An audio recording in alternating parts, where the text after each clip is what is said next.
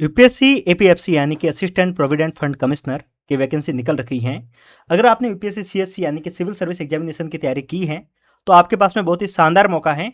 आप इस एग्जाम के लिए अप्लाई कर सकते हैं। काफ़ी लोग ये जो 80 पद देख के फॉर्म नहीं भरेंगे, ये गलती मत करना। वैकेंसी कम है, फॉर्म भी कम भरे जाएंगे। अगर आपकी तैयारी शानदार होगी तो आप डायरेक्टली ऑफिसर बन सकते हैं। इस वीडियो में अपन समझेंगे कि अगर आप इसकी तैयारी करना चाहते हैं तो आप कैसे करेंगे, किन किन बातों को ध्यान में रखना है। सबसे पहली बात, ये जो एग्जाम है ये 20 दिसंबर को होने वाला है, यानी कि आपके पास में गिनकर करीब 4 महीने के आसपास टाइम है। अब बात करते हैं इसके एग्जाम की प्रोसेस क्या होगी, इसका एग्जाम कैसे होता है वो समझते हैं। अगर आपने सीएससी यानी कि सिविल सर्विस एग्जामिनेशन को दिया है तो उसके अंदर आपके पास में 3 स्टेज होते हैं। सबसे पहले pre, then after mains, then after interview. अगर आप इन सब में क्वालिफाई करते हैं तब आप ऑफिसर लेवल पे पहुंचते हैं। इस एग्जाम में डायरेक्ट आपका प्री होगा, प्री के बाद में सीधा इंटरव्यू और सीधा आप ऑफिसर बनेंगे। तो आप समझ सकते हैं कि बहुत ही एक अच्छा मौका है। अगर अपन बात करेंगे फर्स्ट स्टेज पे, तो आपका जो फर्स्ट एग्जाम होगा इसके अंदर आपके टोटल 120 सवाल पूछे जाएंगे। 120 सवाल में से 120 सवाल में अगर अपन बात करते हैं तो प्रत्येक सवाल 2.5 नंबर का होता है। ओवरऑल ये 300 मार्क्स का एग्जाम होता है। अगर आप इसके अंदर क्वालिफाई करते हैं तो आपका इंटरव्यू होता है और इसका इंटरव्यू यूपीएससी भवन में ही होता है। जहाँ पे यूपीएससी सिविल सर्विस एग्जामिनेशन का इंटरव्यू होता है वहीं पर ही आपका इंटरव्यू होता है। बहुत ही सेम टू सेम आपको प्रोसेस देखने को मिलती है और इसका जो इंटरव्यू होता है वो 100 मार्क्स का होता है। ओवरऑल ये 400 मार्क्स का एक एग्जाम है। अगर आप क्वालिफाई करते हैं तो डायरेक्टली आप कमिश्नर की पोस्ट पर तैनात हो जाते हैं। बहुत ही शानदार जॉब है, बहुत ही शानदार इज्जत है, सैलरी भी अच्छी मिलेगी और वो हैसियत भी आपकी अच्छी बन जाएगी। अब बात करते हैं इसके सिलेबस की। इसका सिलेबस क्या है? देखिए, वैसे तो इसका पूरा सिलेबस यूपीएससी से मिलता जुलता है, लेकिन इसमें कुछ एक चीज़ें बदल जाती हैं।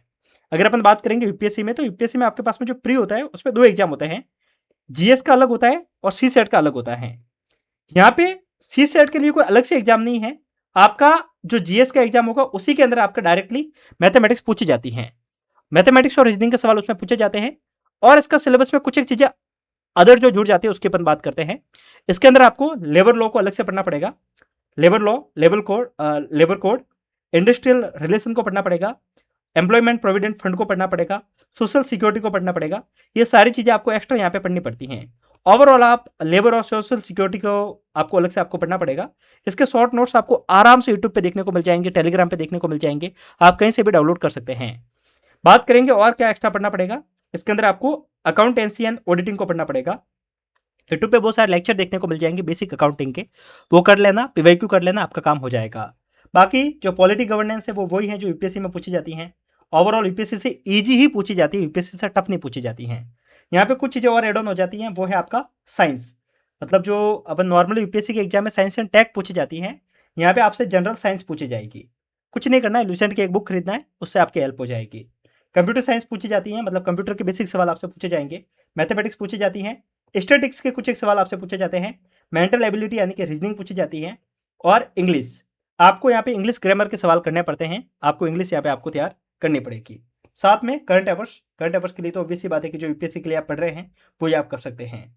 अगर आप 2026 को टारगेट कर रहे हैं तो आपकी प्रायोरिटी में क्या होना चाहिए वो समझते हैं। सबसे पहले आपको लेबर कोड को पढ़ना चाहिए, उसके बाद में सोशल सिक्योरिटी, इन सबको सबसे पहले पढ़ना चाहिए।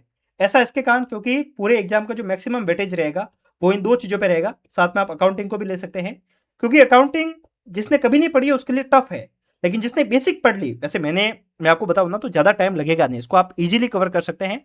15-20 दिन का टाइम देंगे तो ये आपकी कवर हो जाती हैं। और यहाँ से बहुत अच्छे खासा सवाल पूछे जाते हैं जो कि बहुत ही डुएबल होते हैं, आप आराम से उसको कर सकते हैं।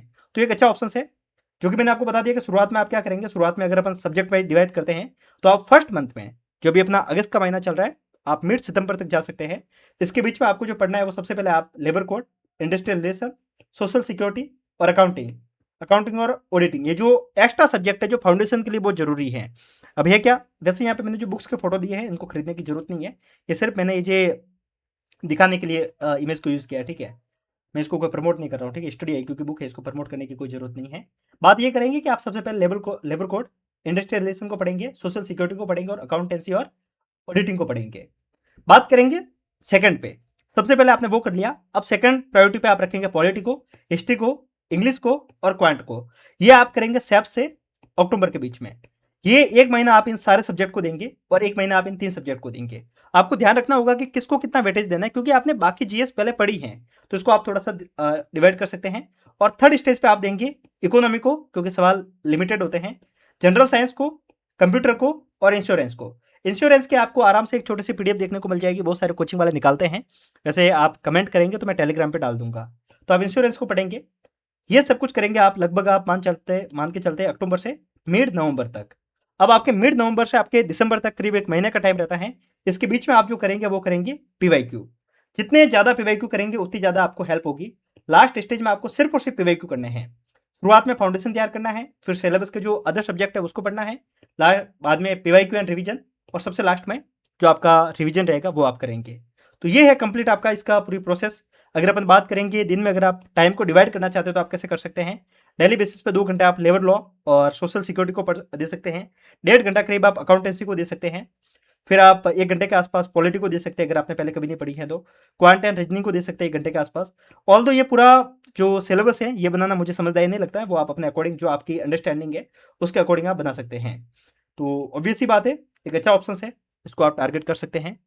ध्यान रखना कि क्या होता है कि जब वैकेंसी कम होती है ना, तो लोगों के दिमाग में होता है कि अपन अप्लाई नहीं करेंगे, क्योंकि वैकेंसी कम है तो ऑब्वियस सी बात है कंपटीशन बढ़ेगा। पर ऐसा जरूरी नहीं है, वैकेंसी कम होती है तब भी कई बार चांस अच्छे बन जाते हैं। इसको समझना है तो आप समझ सकते हैं प्रशांत किशोर से। प्रशांत किशोर जो कि अभी बिहार में जीते हैं, उनको समझना है। तो जब उनके पास में 200 से ज़्यादा सीट थी तब उनके पास में एक भी सीट नहीं आई। जब वो एक सिंगल सीट से लड़े थे तब वो जीत गए थे। तो ओवरऑल आपको समझना पड़ेगा कि कई बार एक अकेली सीट भी आपको जॉब दे सकती है।